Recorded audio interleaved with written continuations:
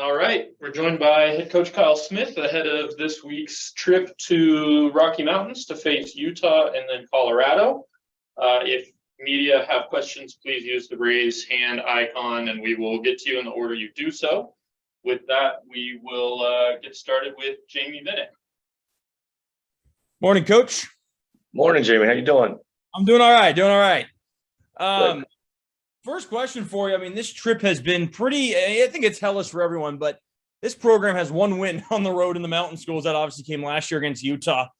What makes it so tough to go down there? Is it just the travel between the two states? I couldn't tell you. I think altitude is actually one of the biggest, according to the Ken Palm, one of the biggest advantages in college basketball. So home court advantage. I think Colorado has a tremendous home court advantage over the years because of it. Luckily, we got a little altitude where I think we're at 2,500 feet, so it shouldn't affect us as much as maybe some others. And then they've just got good programs. Utah's got a great history of, they're pretty good. And Tad Boyle's been there 13 years now, and he's got a good program. And I remember playing there before. They've had different coaches and stuff, and it was when they were really good in football, when they're and there was no atmosphere at their games, and they still had an advantage. But now they've done a nice job. They get people. There's some noise in there. There's band they draw pretty well, a lot better than they used to. So both of them can have a good home environment too. You guys have obviously played Utah before, and we're maybe one foul away or one or two plays away from winning that game. And I think fair to say this is a different team now for you guys. Obviously, you have Jabin Yaki playing. DJ's not the same player he was a month ago, and you have that kind of legit backup in AD at center for a team with a lot of size. How much do you think that kind of changes the way that they're going to have to approach you and the way that you can approach this game when you have, especially having Yaki and Jabe available and having DJ as, what has become, a primary scoring option with the way he's shooting the ball? Yeah, no, we're a little fortunate on the home game because Carlson had foul trouble. And he's a guy that's getting 17 points, 11 boards, 2 blocks, shooting, I think, 39 from the three in his last since we played him. I mean, he's really playing really well. So that was, that balanced things out a bit, although Keita played really well. But obviously, I think our freshmen have grown up a little bit as they did last game. And then Andre, hopefully, he's playing through with a bad toe. And he had a really good game. So hopefully he can handle success and kind of move down that path. And DJ's playing really well. So I like to think we're better, but they're well coached. They make it really hard to score on them, and they're tough. They're old. I mean, I think Marco Anthony's a 6-year guy. Wooster seems like a 6-year guy, but I think he's got a couple more years. Who knows? And Carlson's a return missionary, so they're coming back home. They'll be really tough, and it'll be a really hard spot. Talking about Kamani for a second, when you're watching Kamani, obviously he's playing a big role in this year's team, but do you find yourself just thinking, oh my goodness, what this guy's going to be in a couple of years, because you see just the unbelievable potential to be an all-conference player and maybe even, an all-league player consistently? Yeah, I kind of stayed a little more present, though. I was actually thinking about it this morning, like he should make a big jump. I think he's made a lot of progress in the last 4 weeks, and you can see it growing his confidence, where I didn't think as many people would notice how much better he is defensively. He obviously has the dimensions and the length and the athleticism, but he's just become a really good defender.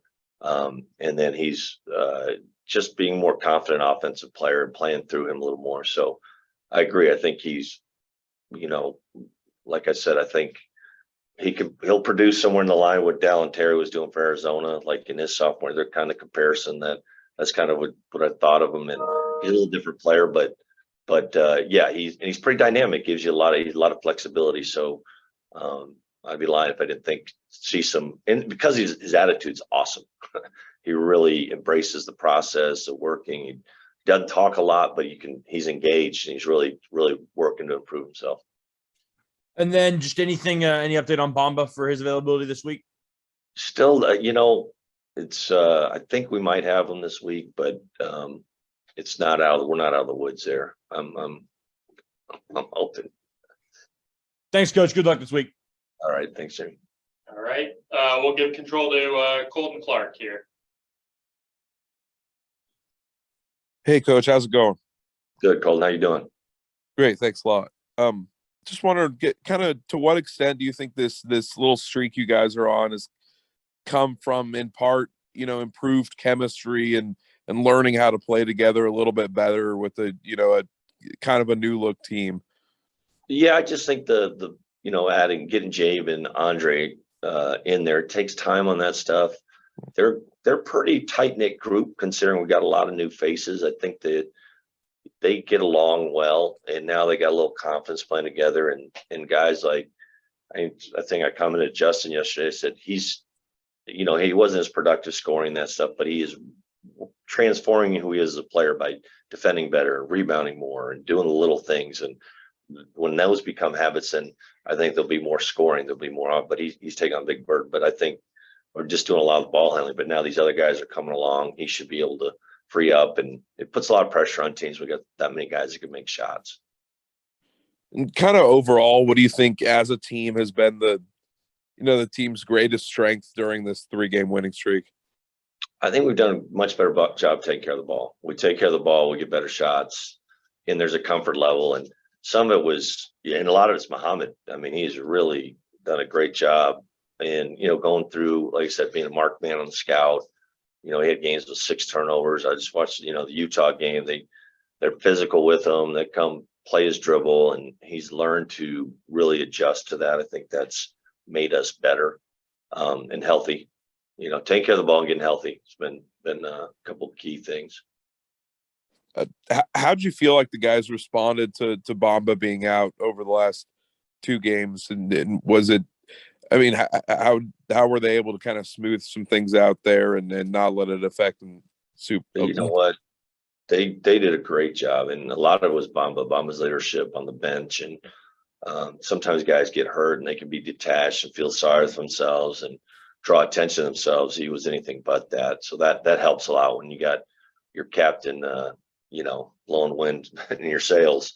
And I just thought they tried to do what they can do. I thought Dylan was up to the task and giving us a good energy off the bench and guarding the ball and just playing with a little more confidence. He'd hit the wall there as a freshman, and it's awesome to see him do that. And Carlos was, tough. He thought he'd maybe play more against Cal, but I told him, I said, hang in there. I said, without promising, I said, like, Stanford's a better matchup for you to get that opportunity. And he came in there and was terrific. So that's a little bit, got to piecemeal it, but our defense was good.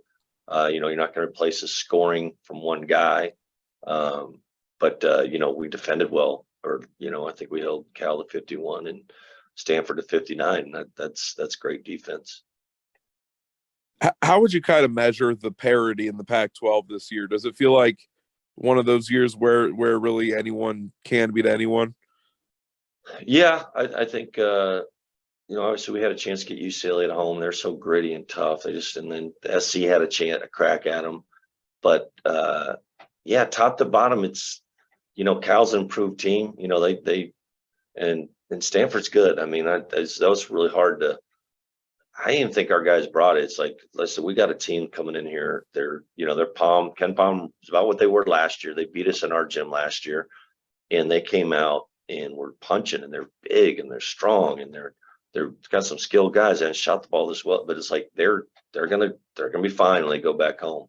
I think they're gonna be, not a team you really want to play. I think they'll keep competing. So, I think anyone can beat anyone. Last thing for you, could you talk a little bit about recruiting DJ Rodman all those years ago, and how'd you get him to choose the program, and what do you think kind of caused him to stay committed and stick it out the whole way? You know what? I'll start with where we last spring. Obviously, we had a few guys that were at the portal and stuff, and we had some guys, but he was the one guy that came into my office in the season and said, "Coach, I'm in. This is what I want to be. I want to be here." And his attitude's always been good, and he had a really good summer. I think really your attitude will control your actions. And then he got hurt, and he missed within August, September, October, and it's been a little slow. But that part's been awesome, and I think that's what's really probably caused his production to increase. He's just been invested. And then out of high school, we had to sign like 8 guys my first year. We didn't have any official visits. And I saw him play, and John had actually recruited him a little bit at Dartmouth. and he wasn't totally convinced like that, guys, I'm recruiting Ivy League player. I said, hey man, we need guys that want to be here. And I went and saw DJ, and I could tell he had a really good feel. He grabbed a bunch of rebounds, and he averaged 25 and 9 in the best high school league, but he wasn't getting the recruitment necessarily he wanted. And there weren't a lot. I mean, Portland, I think, he'll probably deny it, but I think in the end, I think Coach Porter was like, he wasn't sure. So I was like, and we had no official visits, and his mom would get on the phone. She was so excited because she grew up in Monroe, Washington. And I said, hey, they're excited to be here, and let's go. And, I usually do what he's a good student, good productive high school player. I think people are a little scared off a little bit by the last name, if you get to know DJ, and I was lucky there that like he is such a solid human being and such a great teammate. And that was the feedback as coach, played in the Pac-12 and was like, coach, I think he can do it. And he was right. So it's nice to see guys that progress like that and invest in the program. And we need all those guys. And that's why I keep hitting, like Bamba being his third year, Andre being his third year. Mo has that. He's only in his second year. So we'll get some others that are coming. Great. Thanks a lot. All right.